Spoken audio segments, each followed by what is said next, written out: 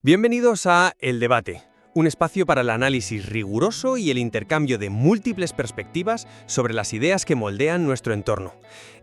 Imagina por un segundo que alguien entra en tu cuenta bancaria y te roba, no sé, 100.000 euros de golpe. Bueno, llamarías a la policía inmediatamente. Claro, es una emergencia absoluta.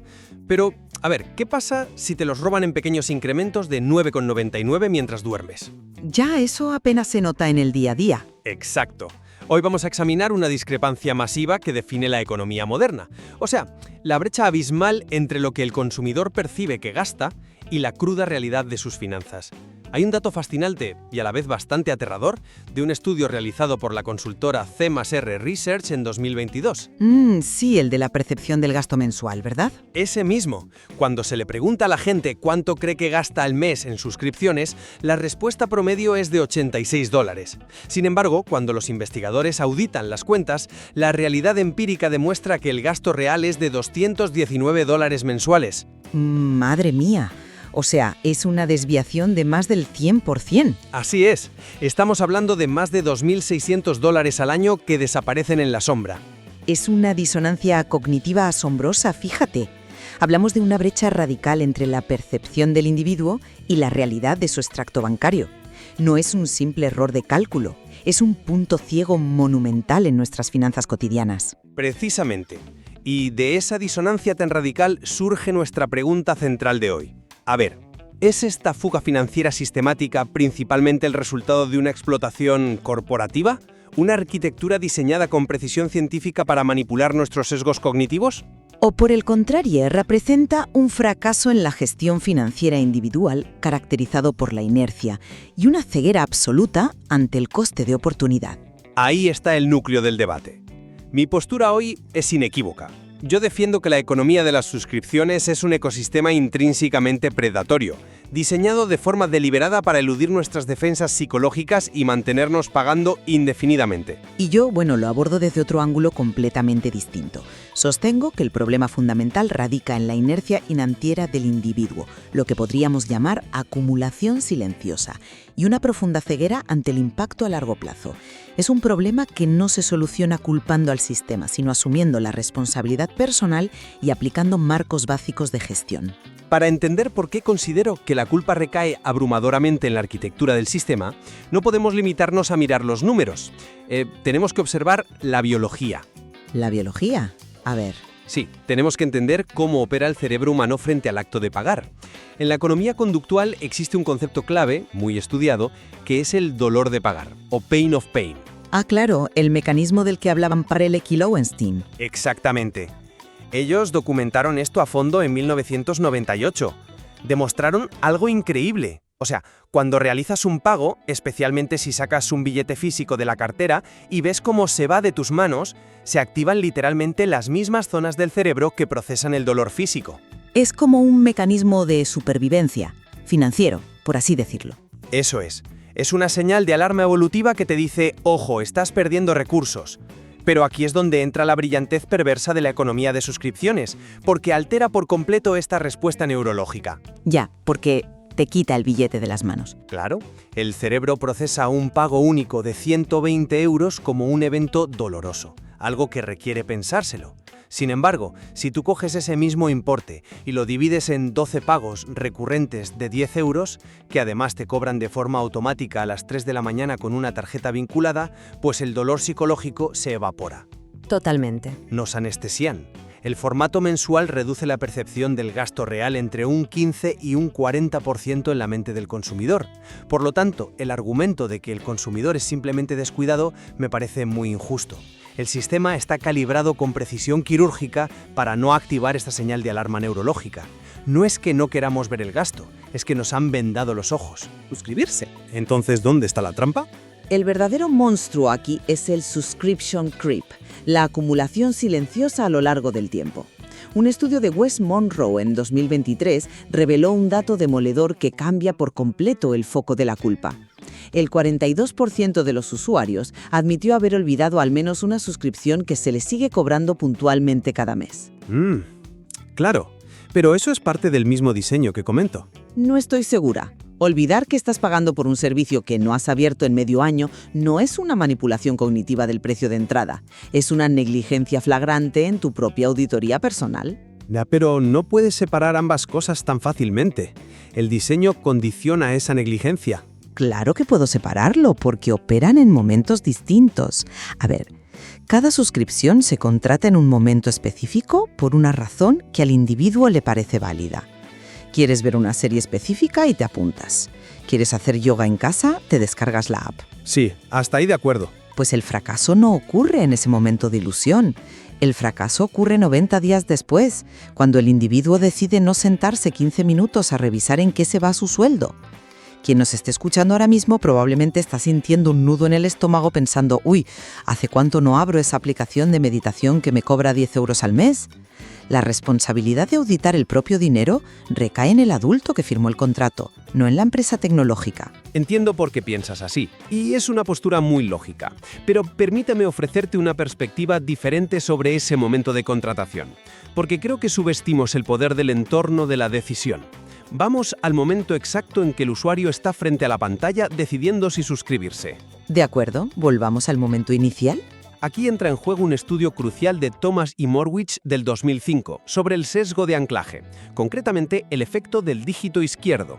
Cuando tú ves un precio de 9,99 al mes, tu cerebro, que lee de izquierda a derecha, se ancla irremediablemente en el 9. Sí, cerramos el procesamiento antes de llegar a los céntimos. Y lo que es muchísimo peor, bloquea por completo la proyección del coste anual. Es un cortocircuito provocado. ¿Alguna vez te has preguntado, por ejemplo, por qué los casinos usan fichas de plástico de colores en lugar de billetes físicos en las mesas de juego? Bueno, la respuesta clásica es que sirve para abstraer el valor real, para desconectar el cerebro de la sensación de que estás apostando dinero de verdad y que parezca simplemente un juego. Exacto, y ese es el kit de la cuestión. La ficha de casino es un mecanismo de abstracción. De la misma manera, el precio recurrente de 9,99 es una abstracción moderna. Es literalmente la ficha de casino de Silicon Valley. ¡Qué buena analogía! Está diseñada específicamente para que el cerebro no haga la multiplicación matemática, pierda la noción de que está comprometiendo 120 euros de su riqueza anual y asuma una carga sin evaluar el peso real. O sea, ¿cómo podemos culpar de forma tan severa al individuo por no hacer las matemáticas cuando toda la interfaz, los colores, la tipografía y la estructura de precios están optimizados hasta la última coma para impedir que las haga? Es un argumento muy convincente, la verdad, y la analogía del casino es ilustrativa. Pero a ver, ¿has considerado que el cerebro humano, a diferencia del de un jugador impulsivo a las 3 de la mañana en Las Vegas, es perfectamente capaz de sumar si se le somete a un marco mínimamente disciplinado? Bueno, capaz es, pero el entorno no invita a ello. No estamos hablando de resolver ecuaciones diferenciales, estamos hablando de aritmética de primaria. Vamos a aterrizarlo a los gastos cotidianos de cualquiera de nuestros oyentes. Una persona promedio hoy en día tiene Netflix por unos 15,99, Spotify por 10,99, Amazon Prime por otros 14,99. Sí, y luego suma el almacenamiento en la nube, en iCloud por un par de euros. Exacto, quizás la suscripción al gimnasio online y un periódico digital. Fácilmente, sin darnos cuenta, estamos sumando 90 o 100 euros mensuales. Eso supera los 1.200 euros al año limpios. El antídoto a ese sesgo de anclaje que mencionas no es exigir que las corporaciones cambien su modelo de negocio y dejen de usar el dígito 9. Es aplicar disciplina financiera personal a través de sistemas concretos. ¿Y a qué tipo de sistemas te refieres en la práctica? Porque, sinceramente, decirle a alguien ten más disciplina suele ser tan efectivo como decirle a alguien con insomnio que simplemente duerma más. Me refiero a marcos presupuestarios mecánicos y preestablecidos, como la famosa regla del 50-30-20 popularizada por la senadora Elizabeth Warren. Así, la de dividir los ingresos por porcentajes. Esa misma. El 50% de tus ingresos va a necesidades, el 20% a ahorro y el 30% a deseos. Pues bien, dentro de ese 30% de deseos, los asesores recomiendan una regla empírica estricta del 10%. Es decir, el total de tus suscripciones mensuales sumadas nunca debería superar el 10% de tu ingreso neto mensual. O sea, un tope duro. Totalmente duro. Si ganas 2.000 euros netos, tu tope absoluto para suscripciones son 200. Si lo superas, es una señal matemática y objetiva de que debes recortar. El anclaje del 9,99 pierde todo su poder manipulador en el momento en el que el individuo decide operar bajo un presupuesto cerrado. El problema es vivir dejándose llevar por decisiones de consumo impulsivas, en lugar de tener una estrategia integral. Eso suena excelente en la teoría. De verdad, en un mundo de actores puramente racionales que manejan hojas de cálculo en su tiempo libre, tu argumento es impecable. Pero vamos a endurecer la postura aquí y a mirar la realidad del terreno, porque el sistema no solo te engaña suavemente en la entrada con precios anclados, te secuestra de forma agresiva en la salida. Entramos en terreno pantanoso para las empresas, sí. Es que si el problema fuera únicamente la falta de presupuesto personal, cancelar un servicio debería ser tan sencillo como apretar un botón al darse cuenta de que has superado ese 10%. Pero tú y yo sabemos que no lo es. Hablemos de los patrones oscuros, o dark patterns. Que son esas interfaces diseñadas deliberadamente para confundir al usuario. Exactamente, para confundir, frustrar y agotar la paciencia. La evidencia de esto es tan abrumadora que ya está en los tribunales. En 2023, la propia Comisión Federal de Comercio, la todopoderosa FTC de Estados Unidos, demandó a Amazon Prime. El motivo central era un proyecto interno que Amazon denominó con una ironía casi cruel el Proyecto Ilíada. Haciendo referencia directa a la epopeya de Homero, claro, a la guerra de Troya. Tal cual. Una odisea interminable, una guerra de desgaste psicológico. El proceso para que un usuario cancelase su suscripción a Prime requería navegar obligatoriamente por 6 pantallas distintas. No eran pantallas informativas, Estaban repletas de textos con dobles negaciones engañosas, advertencias diseñadas para generar miedo a perder beneficios y botones diseñados visualmente para que el usuario, por pura fatiga visual, se equivocara y terminara seleccionando la opción de mantener el servicio. Sí, es un diseño maquiavélico. Entonces, te pregunto de forma directa y sin rodeos, ¿cómo puedes clasificar esto como un simple problema de auditoría personal y falta de disciplina, cuando la empresa más valiosa del mundo pone a sus mejores ingenieros a construir una epopeya intencionada, plagada de zancadillas psicológicas, exclusivamente para no dejarte ir? A ver, hago autocrítica en nombre del mercado y acepto plenamente que existen prácticas corporativas turbias. El proyecto Ilíada de Amazon es un ejemplo de manual de diseño de experiencia de usuario hostil y es absolutamente correcto que los reguladores como la FTC intervengan para frenar esos extremos.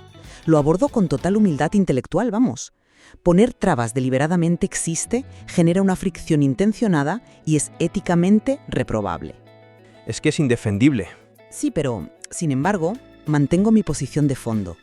El mayor obstáculo en la pérdida financiera de los consumidores no son esas 6 pantallas de Amazon, es la inmensa apatía previa. O sea, esa inercia que dura meses o años antes de que el usuario siquiera intente llegar a la primera de esas 6 pantallas. Espera, ¿estás sugiriendo que la intención manipuladora de la empresa al cancelar es irrelevante simplemente porque el usuario tarda en decidirse a cancelar? Sugiero que la barrera real, la que vacía las cuentas bancarias, es no tomar la decisión en primer lugar. Por eso propongo a mis clientes lo que llamo el test de la semana. Es un ejercicio implacable y, la verdad, muy sencillo. A ver, cuéntame en qué consiste. El usuario debe mirar su lista de suscripciones en el móvil y preguntarse, con total honestidad, ¿he utilizado este servicio de forma activa? ¿He visto una serie? ¿Escuchado una canción o leído un artículo en los últimos 7 días?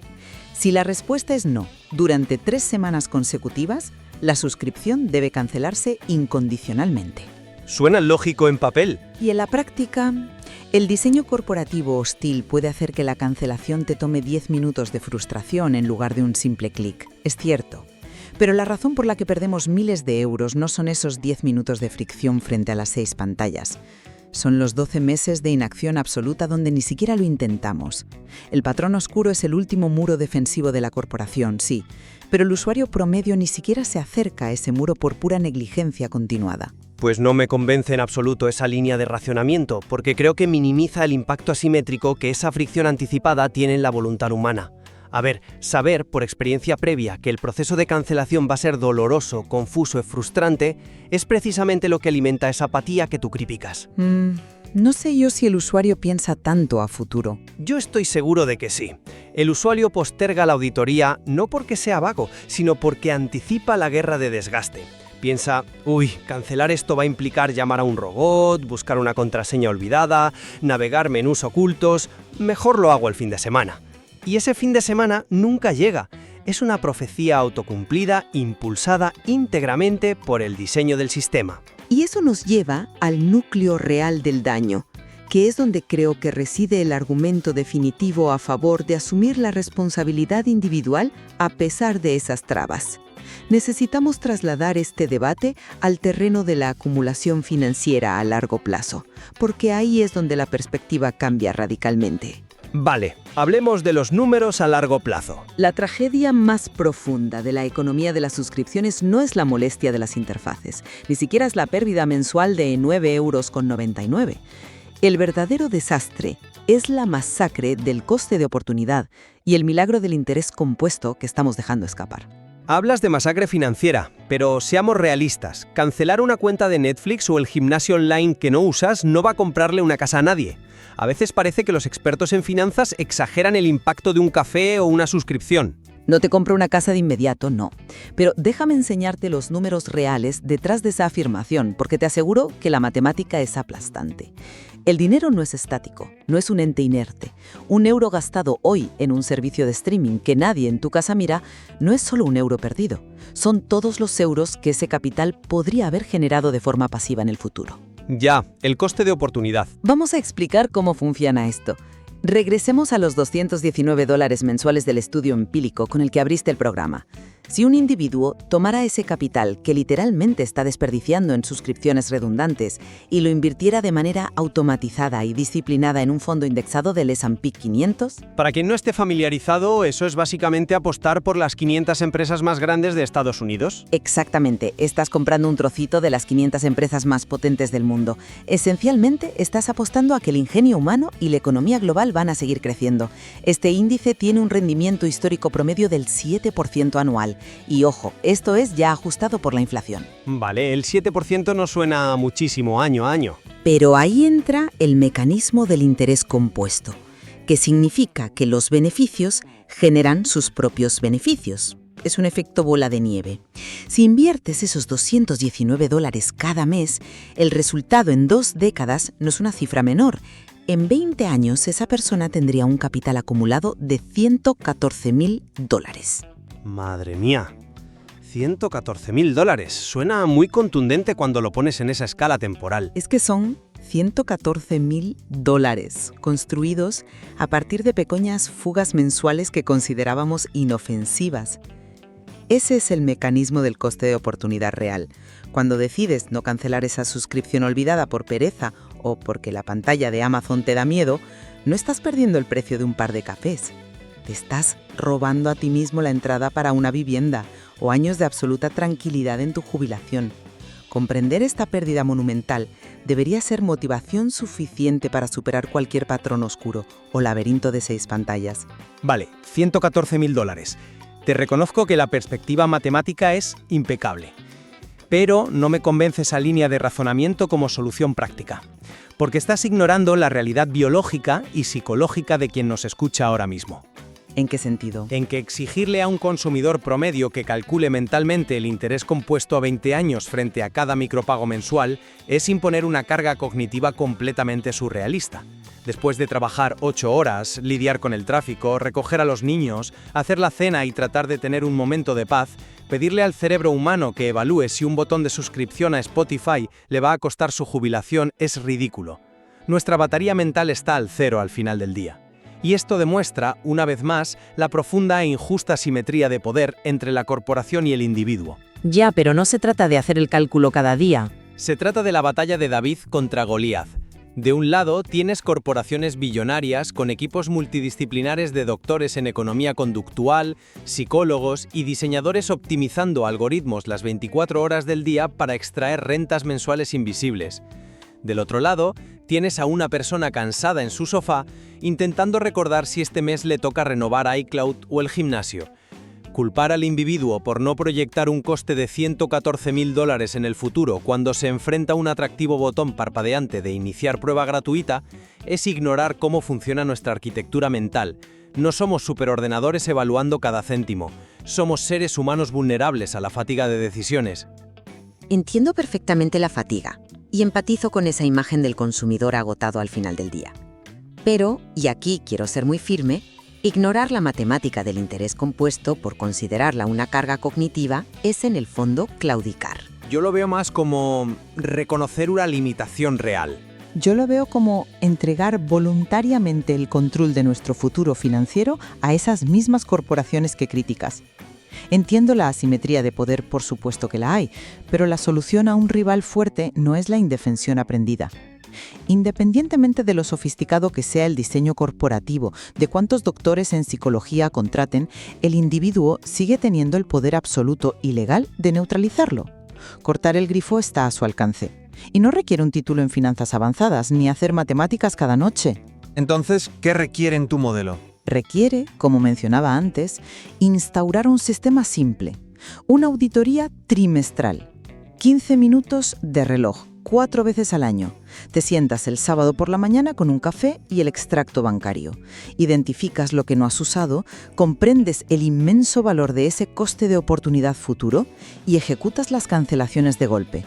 Frente a los algoritmos predictivos y los patrones oscuros, el antídoto más poderoso e imbatible es el tiempo dedicado a la reflexión consciente. Es un debate fascinante, y creo que aquí, a pesar de nuestras divergencias fundamentales sobre quién tiene la mayor parte de la culpa, llegamos a un punto de convergencia innegable. Ambos coincidimos plenamente en que la economía de las suscripciones ha creado un nuevo paradigma que podríamos llamar el dinero invisible. Totalmente. Un paradigma muy peligroso. Un flujo constante de capital que desaparece de nuestras cuentas de forma silenciosa, hipotecando nuestro futuro a largo plazo, sin hacer el menor ruido en nuestro presente.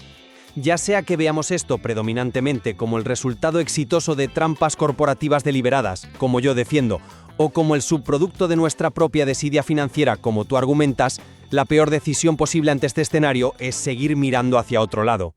Absolutamente de acuerdo. El dinero invisible solo beneficia a la entidad que lo recibe. Y en este modelo económico moderno, tu apatía es literalmente la fuente de ingresos pasivos más rentable del mundo corporativo. El coste de esa inacción, como hemos visto al desglosar los números, puede medirse en decenas de miles de euros a lo largo de una vida. Sistema brillantemente diseñado para explotar nuestras vulnerabilidades psicológicas. El dolor de pagar es anestesiado por cuotas pequeñas, el sesgo de anclaje distorsiona nuestra percepción real del gasto mediante precios ilusorios y las tácticas hostiles como el proyecto Ilíada secuestran nuestra capacidad de maniobra. Todo ello configura un campo de juego profundamente desigual y perjudicial para la mente humana. Y por mi parte, sostengo que, si bien el campo de juego puede estar inclinado, el consumidor sigue teniendo la pelota y es el único que puede salir del campo cuando quiera. La clave está en abandonar la inercia, aplicar filtros mecánicos como la regla del 10% o el test de la semana y realizar esas auditorías trimestrales innegociables. Comprender el coste de oportunidad, visualizar esos $114.000 debe ser el motor que impulse la responsabilidad financiera personal, situándose muy por encima de las excusas sobre lo difícil que es la interfaz de cancelación. Hay una enorme profundidad en el estudio del comportamiento del consumidor, y este cruce de perspectivas demuestra que la complejidad del tema va mucho más allá de un simple y molesto cargo en la tarjeta de crédito a final de mes. Hemos explorado las fuerzas psicológicas y las matemáticas económicas en juego, pero la verdadera prueba no ocurre en esta conversación teórica. Desde luego que no. Ocurre en la realidad de los hogares. Exacto, en la realidad cotidiana de cada persona que nos escucha. El dinero invisible sigue fluyendo silenciosamente bajo nuestros pies. Quizás hoy, después de escuchar esto, sea el momento ideal para coger ese extracto bancario, enfrentarse a los números reales y decidir por uno mismo si ese capital perdido se lo ha llevado una corporación astuta mediante engaños o si simplemente fuimos nosotros quienes decidimos dejar la puerta abierta. Gracias por acompañarnos en este intercambio de ideas.